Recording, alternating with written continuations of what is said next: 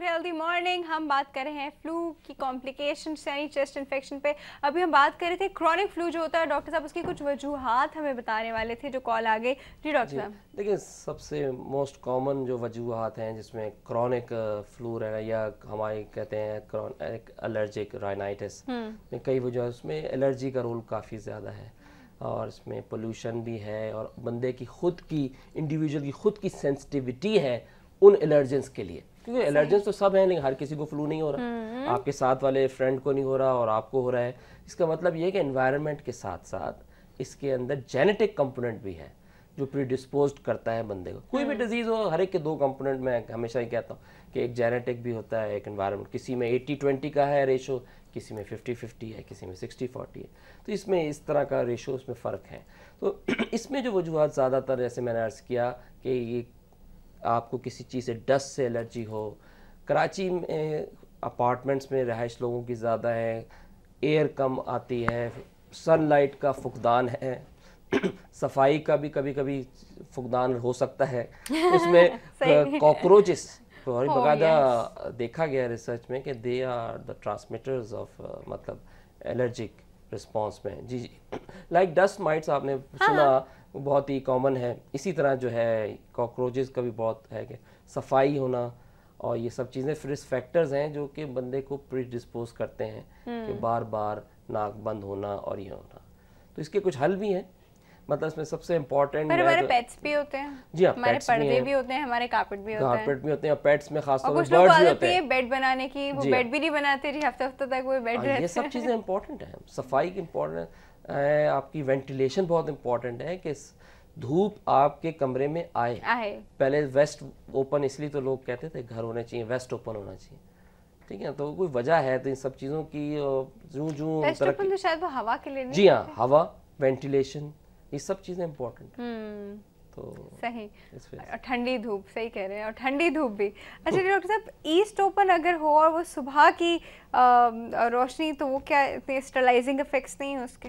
देखिए, हर चीज़ का रोशनी आए तो सही। पहले हमारे अपार्टमेंट्स तो आती है 1 घंटे के लिए, 11 बजे आएगी, 12 बजे खत्म हो जाएगी। हाँ, तो मतलब यहाँ भी इस कमरे पे 11 बजे आती है, उसमें मतलब this is the main thing. लोग जो है वो बिल्कुल कंसील्ड हो गए हैं। और सबसे ज्यादा मुझे हैरानी होती है वो वॉशरूम जो वेंटिलेटेड नहीं है, बिल्कुल वो वॉशरूम जिनमें कोई खिड़की नहीं है, कोई आउटलेट नहीं है, सनलाइट नहीं आ रही है, एग्जॉस्ट फैन नहीं लगे हुए, कैसे वो वॉशरूम्स हो सकते हैं? मैं कहती हूँ मतलब आई डोंट नो, किचन्स में मैंने ऐसे देखे हैं अपार्टमेंट्स में जिनमें सनलाइट नहीं आ रही है, जिसमें कोई हवा नहीं है, जिसमें चलो उन्होंने शायद एग्जॉस्ट फैन का कहीं से कुछ ना कुछ करके किया हुआ है, बड़ा ये सब चीज़ें नहीं है वहाँ पर। लेकिन सिर्फ एग्जॉस्ट फैन तो अकेला काफ़ी नहीं है ना, फ्रेश एयर एंड सनलाइट कितनी इंपॉर्टेंट है। बिल्कुल, बहुत ज़्यादा। तो जब आप घर सिलेक्ट क्या करें तो ये ज़रूर देखा करें कि ये जो जगह हैं इनमें सनलाइट आ रही है, इनमें फ्रेश एयर आ रही है, कोई ना कोई आउटलेट है, कोई ऐसी जगह है ना डॉक्टर साहब? बिल्कुल। और अपनी ज़िंदगी को मैं कहता हूँ थोड़ा सादा करना पड़ेगा, कि सादगी से मुराद ये है कि कारपेट्स ना हो आपके रूम में। जो जिन लोगों को एलर्जी की शिकायत है, ख़ास तौर पर क्रॉनिक फ्लू रहने की, बार बार छींकें आना, नाक का बंद रहना, उनके कमरे में कारपेट्स ना हो, कर्टन्स धुले हुए हों, और अगर वो ब्लैंकेट्स निकालें तो पहले उसको धूप लगा के फिर लाएं अंदर। मतलब इस तरह के छोटे छोटे से प्रिकॉशंस जो हैं बहुत हेल्पफुल होते हैं कि बंदे को एकदम सर्दी आने से पहले ही जो फ्लू का सीज़न शुरू होता है तो उसमें। और इसके अलावा कुछ वैक्सीन्स भी हैं जो कि हम देते हैं ऐसे लोगों को जो बार बार फ्लू के कैंडिडेट्स होते हैं या सांस की तकलीफ़ रखते हैं, अस्थमा रखते हैं फॉर एग्जांपल, तो उनको फ्लू वैक्सीन भी दी जाती है जो हर साल नई बन के आती है at the end of the सितंबर। क्योंकि हर साल फ्लू का जो वायरस है वो अपना स्ट्रेन चेंज करता है, म्यूटेट करता है, तो उसके हिसाब से एवरी ईयर बन के आती है। अब तो उसके साथ H1N1 को मिला के आती है तो और भी अच्छा है, जो स्वान फ्लू को भी कवर करती है वो, लेकिन वंस अ ईयर होती है वो। सही, अच्छा, मतलब वो फ्लू वैक्सीन जो है वो स्वाइन फ्लू को भी कवर करेगी? उसके साथ एडिशनल आता है, लिखा हुआ आता है, वो कवर कर रहे हैं आज। ठीक है। अच्छा, अब डॉक्टर साहब मुझे बताइए कि जब भी फ्लू कांस्टेंट रहता है कुछ लोगों को, तो एक तो फॉर सम रीजन एक बैड ब्रेथ का प्रॉब्लम होता है उन लोगों को बहुत ज़्यादा, दूसरा उनका गला बहुत ज़्यादा ख़राब रहने लगता है, उनकी आवाज़ चेंज हो जाती है फॉर सम रीज़न, उनकी आवाज़ में एक अजीब सी रफनेस नहीं होती, स्मूथ आवाज़ नहीं होती उनकी आवाज़ रफ होना शुरू हो जाती है। फिर उनका एक कंटिन्यूस, जैसे कहते हैं ना, उनको on end of recurrent fever रहता है, तो क्या मतलब है इनका बार बार इन्फेक्शन हो रहा है बॉडी में? देखिए इसमें दो बातें हैं। सबसे क्रॉनिक फ्लू रहने से नाक बंद रह के उसमें साथ में साइनसाइटिस होने का रिस्क बढ़ जाता है। सही सही, वो साइनस के करीब है, उनकी आउटलेट्स जो हैं, जो सुराख हैं, ओपनिंग है सारी साइनसेस की, वो तकरीबन नोज़ के अंदर ही हैं, जो मेजर साइनसेस, तो वो सारी जो है ब्लॉक होती हैं, तो वो गेट इन्फेक्टेड हो जाते हैं, उसमें फिर बंदे को दर्द ज़्यादा होता है। अगर यही नज़ला पीछे गिरता रहे हलक में, जिसको हम पोस्ट नेसल ड्रिप कहते हैं, ये भी बड़ा कॉमन है, तो ये जब गिर के यही चीज़ खांसी का वजूह बन जाती है। It's one of the very important cause of पुरानी खांसी। तो हम पूछते हैं जी खांसी तो कोई वजूह हमें नहीं पता चलती। कॉमन वजूहात मैं अर्ज़ कर दूं क्रॉनिक खांसी और पुरानी खांसी की जो हैं, उसके अंदर हैं एस्थमा है, रिफ्लक्स है, पोस्ट नेज़ल ड्रिप है, ठीक है, ये बड़ी कॉमन इसमें है। और कुछ दवाएं हैं, फॉर एग्जांपल ब्लड प्रेशर की दवाएं हैं जो खांसी करती हैं, जिसमें एस इनहिबिटर जो है, एसी इनहिबिटर्स बहुत कॉमन है। सही, तो ये सब चीज़ें हैं, तो इनमें बंदे को देखना पड़ता है हमें कि ये तो पोस्ट नेज़ल ड्रिप की जो हम बात करें, जो नज़ले से ताल्लुक़ है, डायरेक्ट अगर ये रहे तो बंदा क्रॉनिक खांसी में मुब्तला। अच्छा डॉक्टर साहब, साइनोसाइटिस का जब अटैक होता है तो उसमें हम लोग डिफरेंट चीज़ें करते हैं, उसकी अपनी मेडिसिन होती हैं, स्टीम ली जाती है, आराम किया जाता है, ये सब होता है। अगर साइनोसाइटिस आपका कवर हो जाए और आप साइनोसाइटिस को प्रिवेंट करना चाह रहे हो कि दोबारा ना हो, तो रोजाना एक साइनस की गोली खाने से कोई फर्क नहीं? साइनस की गोली ना खाएं। सबसे आसान काम है कि अपने नाक को साफ रखें।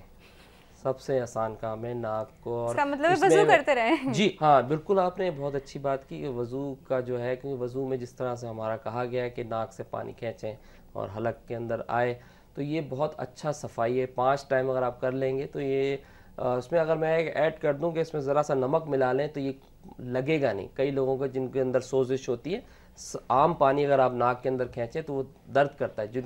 जिनके नाक खुले हुए हैं उनको तकलीफ नहीं है, उनको नहीं करता है, लेकिन जिनको साइनस की प्रॉब्लम हो या बार बार नज़ले की हो, उनको नाक में पानी खींचने में शदीद दर्द और तकलीफ महसूस करते हैं। उसमें हल्का सा नमक मालें और नीम गर्म पानी से। अच्छा डॉक्टर साहब, ये डिफरेंट वो आते हैं फॉर्मुलेशंस जो कि लगा दी रहती है, नाक पे मसाज कर दिया जाता है, थोड़ा चेस्ट पे मसाज कर दिया, बाम्स आ रही हैं। देखिए बाम्स का देखें कई लोगों को इससे बेनिफिशियल होता है। जी हाँ, इसमें कई चीज़ें हैं, मेंथॉल, कैम्फोर, इस तरह की जो एवेपोरेट करके सूदिंग इफेक्ट है इसमें कोई शक नहीं है, लेकिन कई लोगों को इसकी स्मेल नहीं अच्छी लगती। इसका बहुत मैंने देखा है, तो ना खुलती है, वो जो इनहेलर करते रहते हैं सारा वक्त। कई लोग, दूसरा इसमें एक मैं इम्पॉर्टेंट बात बता दूं, कई लोग ऐसी दवाएं इस्तेमाल करते हैं जो नाक खोलने के लिए। हाँ, वो वाली, वो उस तरह की दवाओं से बिल्कुल परहेज रखें, बगैर डॉक्टर स्प्रे होते हैं, जी हाँ, नाम तो हम भी लेंगे ट्रेड नेम, लेकिन उसमें जो दवाई आप समझ गए, और लोग वो अपने पास रखते हैं, वो हमेशा कि जी नाक बंद हो गई, मैं दिन में, हम पूछते हैं जी हम मैं दिन में इसके बगैर जिंदा नहीं रह सकता, मैं रात को भी लगाऊंगा, सुबह भी, सुबह हम भी, तो ये बहुत ख़तरनाक है, इससे बिल्कुल आप परहेज रखें।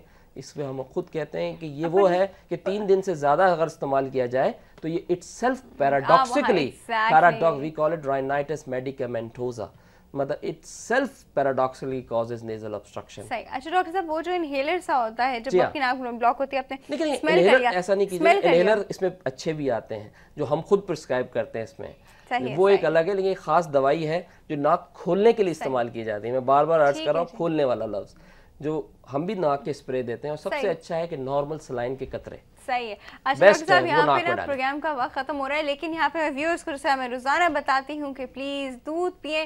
दूध आपको बहुत सारी चीज़ों से बचाता है, और जब फ्लू और ये सब चीज़ें होती है तो हमारे अंदर खाने पीने का दिल भी नहीं चाह रहा था, तो दूध का ग्लास पी लिया करें, है ना डॉक्टर साहब? कितनी अच्छी न्यूट्रिशन है, पूरी न्यूट्रिशन पूरी हो रहती है। और जिन लोगों को मोटापे से डर लगता है वो लो फैट मिल्क पी ले, ऑलपर्स मिल्क जैसा, लेकिन दूध पिया कीजिए प्लीज़। दूध इज़ वेरी वेरी हेल्दी। और हमारे प्रोग्राम का वक्त यहाँ खत्म हो रहा है। डॉक्टर साहब को मुझे थैंक यू कहना पड़ेगा। डॉक्टर साहब बहुत बहुत शुक्रिया आपके आने का। बहुत अच्छी बातें की डॉक्टर साहब ने, लेकिन क्या करें, हम अपनी बातें भी कंटिन्यू नहीं कर सकते। कल फिर आएंगे ना, फिर और बातें करेंगे। आप हमें ईमेल कीजिएगा healthymornings@health-tv, healthymornings@health-tv.tv। आप हमें SMS कर सकते हैं, HM लिखे आप स्पेस देंगे, अपना मैसेज टाइप कीजिए एंड सेंड इट टू 8888। और कॉल्स आप करते ही रहते हैं। अपना बहुत ज़्यादा ख्याल रखिएगा। हम कल फिर वापस आएंगे इंशाल्लाह। अल्लाह हाफ़िज़।